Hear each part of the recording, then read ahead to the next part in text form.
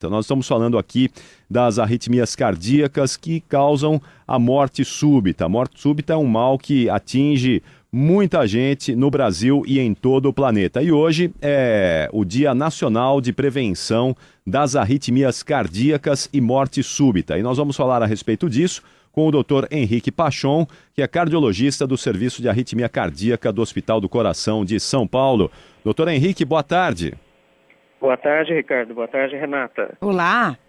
Muito obrigado por nos atender aqui, doutor Henrique. Eu queria que o senhor falasse um pouquinho a respeito dessa relação entre arritmia cardíaca e morte súbita.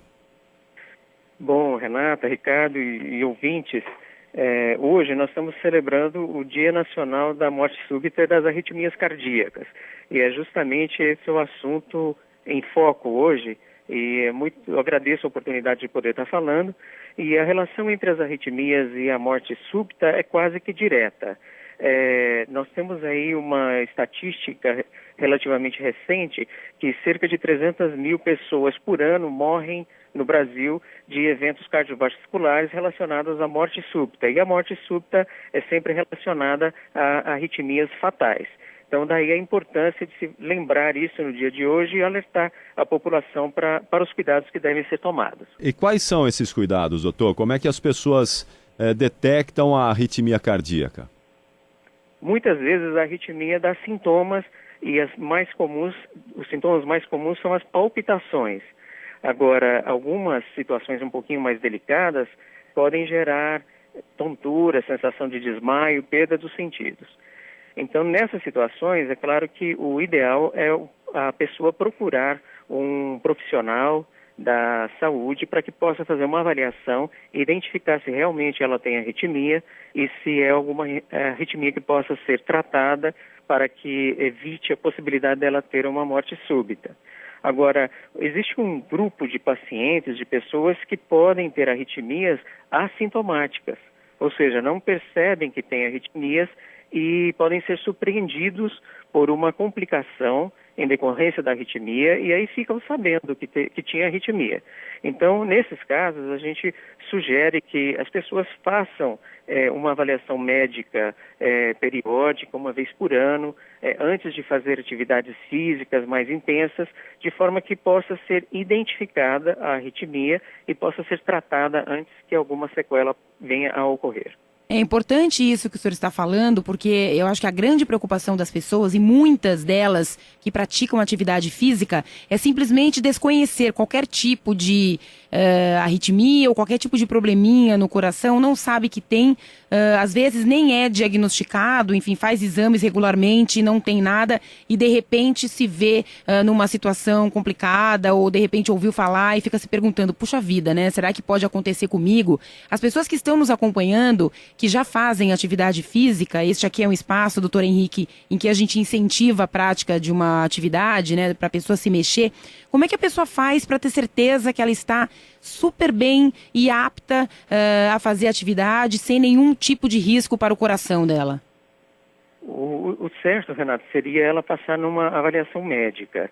E nesse caso, principalmente se ela não tiver nenhum sintoma, né?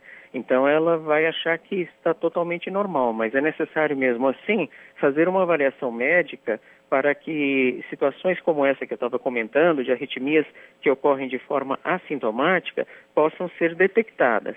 Então, existem vários exames simples que podem ser feitos e são feitos regularmente e, atualmente, quase todas as academias estão pedindo uma avaliação médica antes de iniciar um protocolo de exercício físico com as pessoas, de forma que isso venha ajudar muito, já que essas pessoas que têm problemas e que não eram identificáveis porque não têm sintomas, eles acabam sendo identificados. Então, essa é uma iniciativa das academias que tem ajudado muito a descobrir pessoas com problemas sérios e que não sentem nada e se consideram normais. O eletrocardiograma simples já detecta a arritmia, doutor Henrique?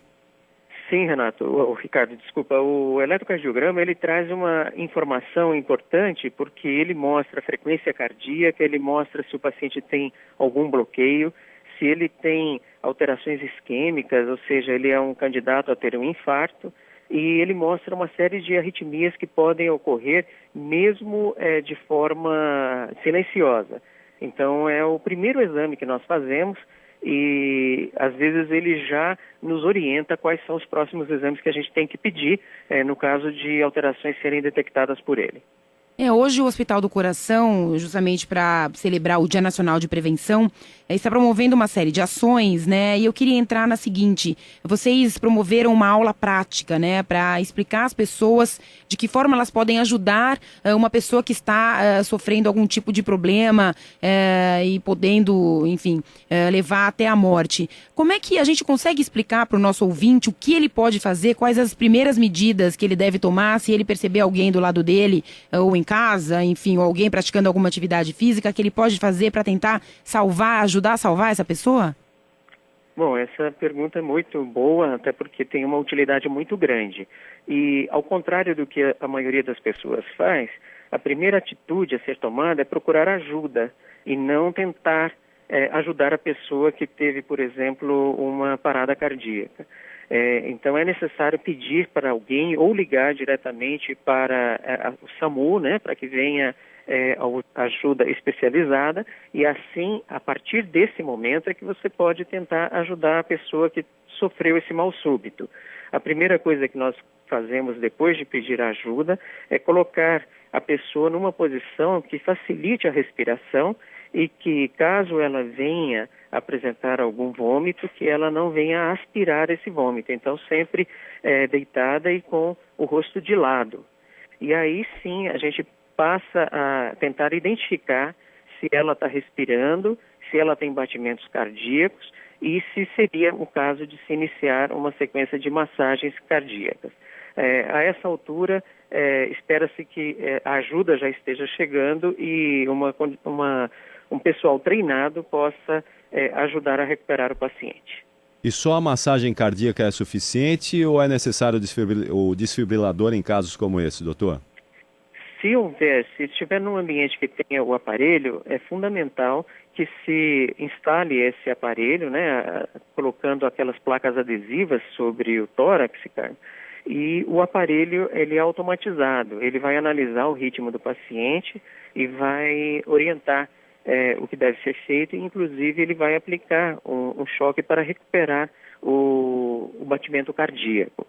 E agora, evidentemente que nós não temos no Brasil, em todos os locais, a disponibilidade desses aparelhos. A gente espera que com o passar do tempo as autoridades providenciem para que em locais de grande circulação, como em cinemas, metrôs, estações de metrôs, em supermercados, em grandes áreas, em shoppings, tenham um aparelho desse por perto para que a gente possa tentar recuperar o máximo de número de pessoas e principalmente recuperá-la rapidamente para que quando se a gente demorar, as sequelas são irreversíveis. E aí nós vamos estar diante de um caso perdido, onde a gente poderia ter evitado complicações adicionais. Virou lei, inclusive, né, a ter ali um desfibrilador à mão em lugares por onde passam muitas pessoas, né?